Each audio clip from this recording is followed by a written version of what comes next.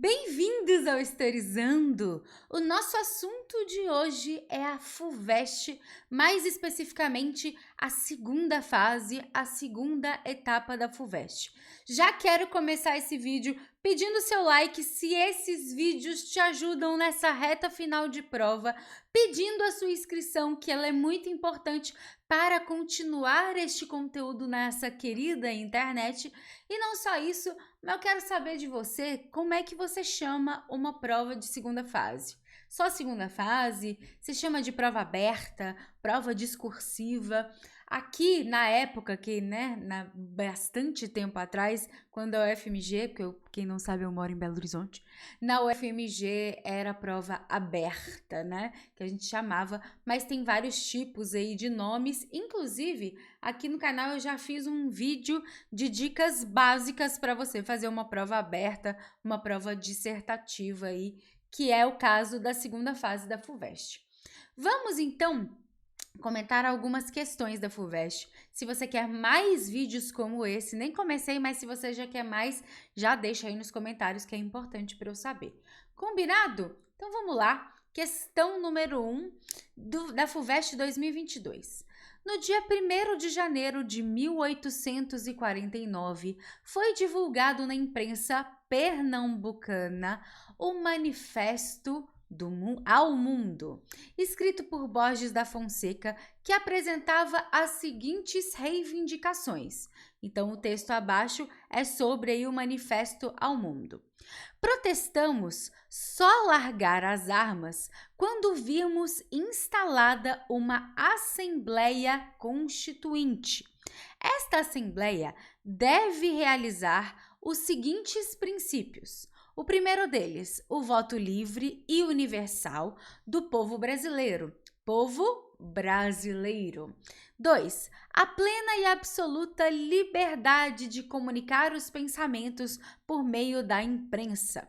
3. O trabalho como garantia de vida para o cidadão brasileiro. 4. O comércio a retalho só para cidadãos brasileiros. 5. A inteira e efetiva independência dos poderes constituídos. 6. A extinção ao do poder moderador e do direito de agraciar. 7. O elemento federal na nova organização. 8. Completa reforma do Poder Judicial, em ordem a assegurar as garantias dos direitos individuais dos cidadãos. 9. Extinção da lei do juro convencional. 10. Extinção do atual sistema de recrutamento. Então, nós temos ao total aí 10 reivindicações. Se a gente colocar a formação de uma assembleia, 11, né? Então, vamos lá. Vamos às questões. Letra A. Como ficou conhecido esse movimento na história imperial brasileira? Aí, gente, nós temos o seguinte. A gente tem que pensar que é em 1849, mas em janeiro, né? Então, essa revolução, na verdade, devia ficar conhecida como a Revolução Praieira de 1848. Então, você precisa aí ter lembrado dessa revolta. Quando a gente discute o Segundo Reinado, para quem não sabe, a gente está aqui nesse momento no Segundo Reinado. Ai, Tati, eu não sei todas as datas de cor. Tudo bem, não precisa decorar as datas. Mas alguns pontos nos seus estudos históricos são essenciais. Falando de história do Brasil, você precisa entender o início e o final do movimento imperial. Entendendo o início e o final, provavelmente algumas fases aí na sua cabeça vão ficar mais claras. Se a gente pega 1822, que inclusive teve aí, né, um aniversário da independência do Brasil, a gente pega aí 1822 como o início do movimento imperial. Então, a partir daí, nós temos o primeiro reinado, nós temos o período regencial e nós temos o segundo reinado. O segundo reinado vai até 1889. nós temos essa data aí, essa fatia da história do Brasil, conhecido como Brasil Império. E a Revolta Praieira, ou Revolução Praieira, ela é conhecida pelo Segundo Reinado. A gente estuda uma das maiores revoltas do Segundo Reinado. Se você esqueceu a data, algo que é interessante de se lembrar de 1848, e a própria questão, ela faz esse comparativo aqui, ó, na letra C. Então, Tati, mas eu já vi aí em alguns gabaritos ou em alguns lugares revolta liberal da praieira. Tudo bem. Revolta da Praieira, Revolta Liberal da Praieira, Revolta Praieira de 1848, todas elas o seu corretor iria aceitar. É claro que, fugindo disso, por exemplo, Revolução Pernambucana pode ser uma confusão, porque é também do século XIX, é aí num período, né, mais específico no período joanino, mas tomar cuidado para não confundir. Inclusive, a Revolução Pernambucana é 1817. O nome também acompanha a data, muitas das vezes, nos livros, né, nos estudos, nas aulas. Então, a letra A é tranquila, mas precisava saber do que estava falando, né? Letra B. Explique o teor de duas das reivindicações. Aqui, algo importante para a gente pensar em prova aberta, que é muito diferente de prova fechada, né, de múltipla escolha, são os verbos, né, de comando. O que ele tá pedindo. E no vídeo que eu falei para vocês, que eu vou deixar linkado, eu falo um pouco sobre isso, né? Sobre esses verbos de comando. Explicar e indicar, que é a letra C, são coisas bem diferentes. Indicar, você tá apontando ali, tá indicando, é isso. Explicar, eu tenho que mostrar o que é e, né, discorrer sobre aquilo. Então, por exemplo, explique o nome da revolta. Revolução Liberal Praieira. Então, eu falo o nome e explico. Ela é liberal por tais motivos. Entende a diferença? Agora, se eu falo, cite o nome da revolução. Revolução Liberal Praieira.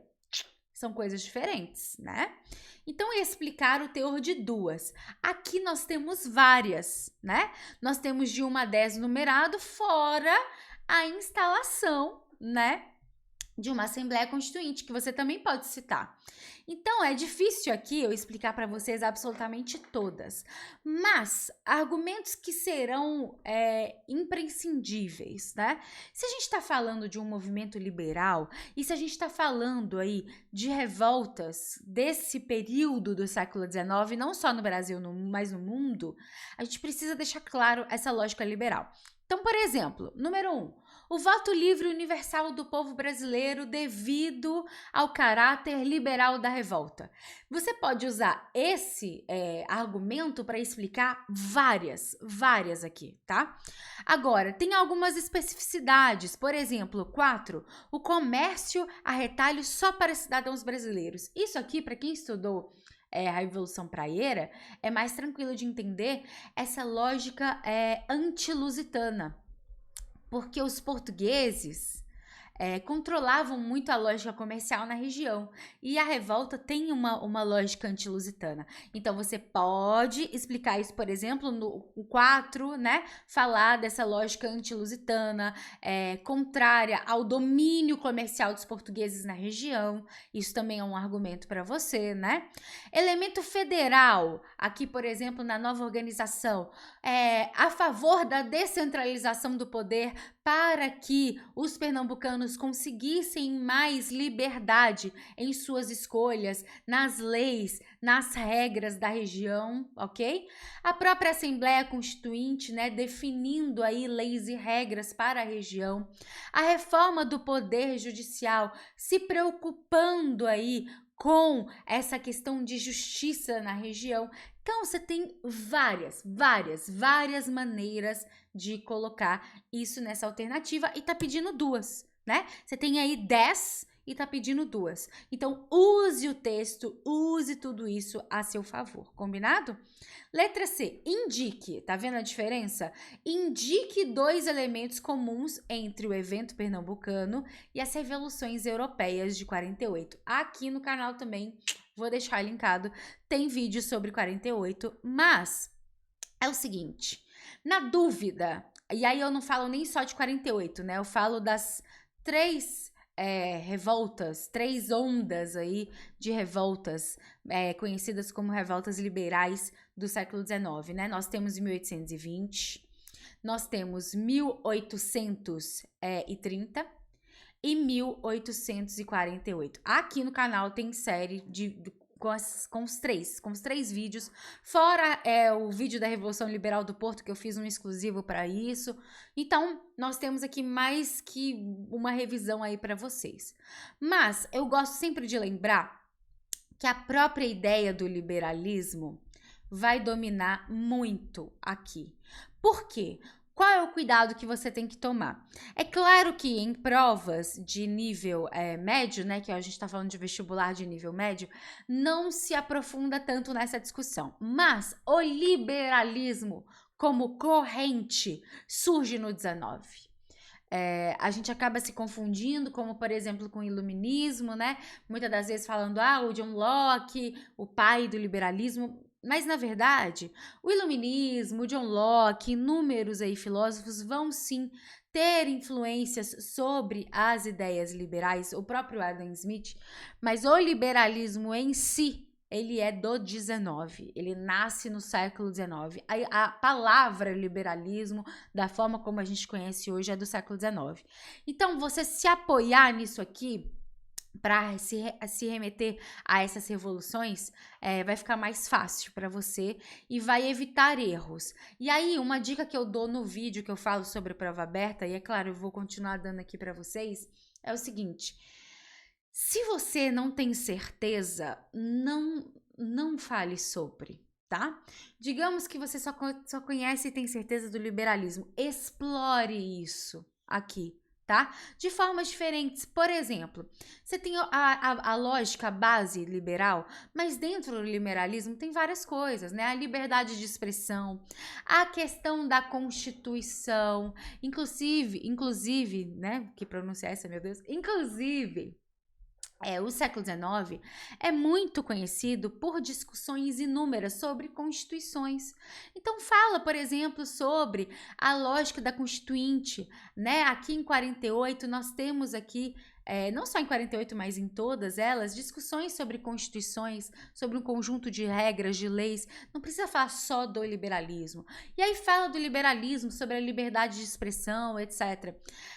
Tati, eu lembro também que nessas 3 tem muito o caráter nacionalista. Perfeito! Você pode usar isso também a seu favor. Então, o liberalismo, você vai discutir sobre o liberalismo, que ambas têm essa lógica, essa base do liberalismo, e também o nacionalismo, né? Apontado pela Revolução Praieira, por exemplo, no caráter antilusitano ou no caráter de priorizar o cidadão brasileiro frente aos estrangeiros, né? Então, olha quantas discussões, e aqui é só indique, né? Então, você não precisa se alongar muito. Uma dica, se não pede para explicar, não se alongue. Diferentemente, né, de uma prova que você está fazendo na escola, que você quer mostrar o máximo possível ali para o professor, e aí uma coisa ou outra pode escapar, aqui, se você mostrar, não se você mostrar demais, se você sabe, mostre, mas se você não sabe e enrolar demais, o famoso encher linguiça, e se escapar erros, você perde pontos. E aqui, você não quer perder pontos, você quer ganhar. Então, se escapa um erro, isso pode acontecer com você e eu espero que não aconteça. Então, faça o necessário. O necessário é o ideal. Tati, mas tá no explique e eu sei pra caramba. Então, mete a bronca. Escreve bastante. Se você tá seguro, se você tá segura, ótimo. Se não tá, cuidado, né? E cuidado com as generalizações, né? Se você fala que, por exemplo, no século XIX todos eram liberais. Cara, que generalização horrorosa, né? Então, toma cuidado com isso, beleza? Eu falei aqui uma questão mais esdrúxula, mas é bom tomar cuidado. Combinado? Vamos para a próxima? Chegou até aqui, eu tô falando demais? Já comenta, Tati, que questão completa essa primeira, né? Porque eu gastei 15 minutos e o YouTube e os novos vídeos do YouTube detestam aí vídeos longos, né? Então eu preciso do seu apoio para eu continuar fazendo esse tipo de explicação. Vamos aqui agora para uma peça publicitária, né? Aqui tá assim. Jeca, por que não trabalhas? Pergunta Monteiro Lobato, o autor de Urupés, a Jeca Tatu. Não é preguiça, seu Lobato. É uma dor na cacunda, palpitação, uma canseira que não acaba nunca. Sim, eu sei, Jeca Tatu, amigo. Sofres de amarelão ou opilação. Tens no sangue e nas tripas um jardim zoológico da pior espécie. É essa bicharia que te faz papudo, feio, molengo e inerte. Só tens um remédio, o verdadeiro específico do amarelão, anquilostomina fontoura, que é o remédio. Então aqui é uma propaganda, uma peça publicitária. Observe que aqui a gente tá em 1935. Então é óbvio que a gente vai encarar inúmeras diferenças de uma publicidade de hoje, né? Até mesmo na forma do português, da escrita do português. Eu lembro muito bem que há uns anos atrás, já faz um tempo já, o Enem colocou, né, uma charge da época do JK de gasolina com Z. O tanto de gente que zoou na internet que o Enem escreveu errado. E não, gente, não é uma questão de escrever errado ou não. Se colocasse gasolina com S, seria o que a gente chama de anacronismo, porque naquela época não se escrevia daquela forma. E colocou a charge original na prova. Aqui é a mesma coisa, é a propaganda original. E nessa época, naquela época, por exemplo, nós temos aqui pior, né? Ao invés de pior, espécie sem acento, enfim, várias questões aí, amarelão com 2 L's, né? Várias questões diferentes. A próprio linguajar, né? Por que não trabalhas? Né? Hoje, provavelmente, essa propaganda não seria dessa forma. Mas, vamos ao que interessa, a questão. O material publicitário apareceu em 1935 nas páginas do Almanaque Fontoura, distribuído gratuitamente nas farmácias e que reunia curiosidades e informações. A partir da leitura da propaganda, responda: A. Qual o tema da propaganda? E aí, gente, é o seguinte: a propaganda. Essa pergunta é, para que serve essa propaganda? Qual que é o tema? O que tá aqui se referindo? Tá se referindo a um remédio contra amarelão, né? Contra a doença amarelão. É isso. Ai, Tati, mas eu não preciso falar do Monteiro Lobato. Não. Qual é o tema? O tema da propaganda é sobre um remédio para determinada doença, vírgula ou amarelão. Aí você pode escrever da forma como você quiser. De novo, a mesma dica eu vou te falar. Não se alongue muito. Se é uma questão específica, se é uma questão objetiva, para que se alongar? Se você se alonga, você perde tempo. Se você se alonga, a chance de perder pontos é alta. Então, não tem nenhuma vantagem em se alongar, né? A não ser para o seu ego, talvez. Não sei. B. Quem é o Jeca Tatu e que categoria social ele representa? Quem é o Jeca Tatu? Jeca Tatu é um personagem criado por Monteiro Lobato, né? Aqui, ó. Aqui está a dica, né? Mas provavelmente você já discutiu isso ou na literatura ou nas próprias aulas de história também. A gente acaba se remetendo a esse personagem, muitas das vezes encarado como uma questão preconceituosa, de preguiça e tal, mas atrelada a essa lógica dessa doença, né?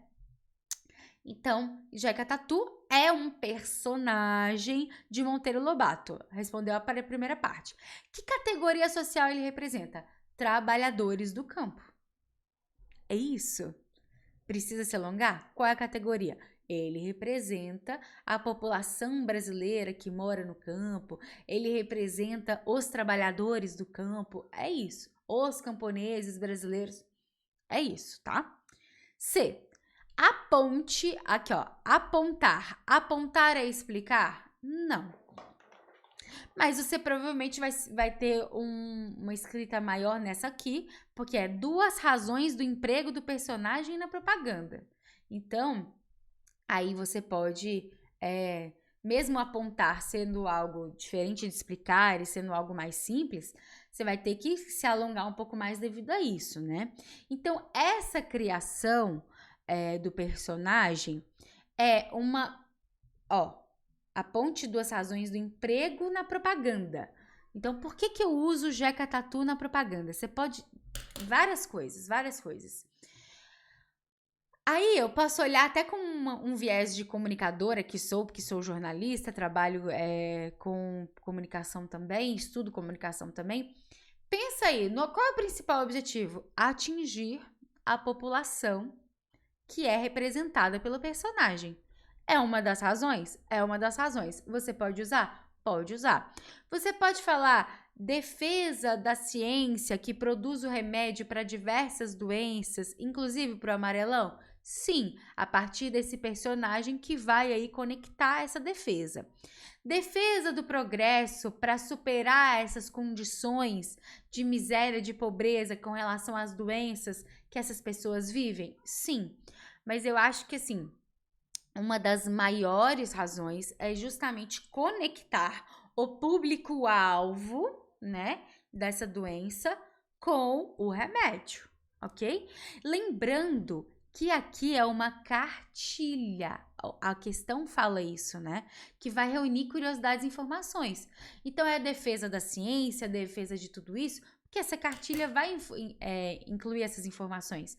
Então, defesa da ciência, defesa do uso do medicamento para combater a doença, defesa, atingir essas pessoas, né, que estão no campo, que se aproximam desse personagem, né? Ou então lógica educativa, né? Você pode usar isso também como argumento. Então são vários os argumentos, combinado? Bom, chegamos a 22 minutos desse vídeo. Se você gostou, se você acha que é legal discutir a questão da forma como eu discuti nesse vídeo, eu preciso que você comente aqui embaixo. Tati, cheguei no final. Porque é só assim que eu consigo continuar gravando e entendendo que isso também faz parte dessa plataforma, né? Que agora valoriza só vídeos de 1 minuto. Então, se você chegou até o final com essa explicação toda e com esse trabalho e carinho todo que eu te dei até aqui, é só isso que eu peço de vocês. Cheguei até o final nos comentários. É claro, se não for pedir muito, aquele like, aquela inscrição, que de fato fazem parte e contribuem para que o meu trabalho continue na internet.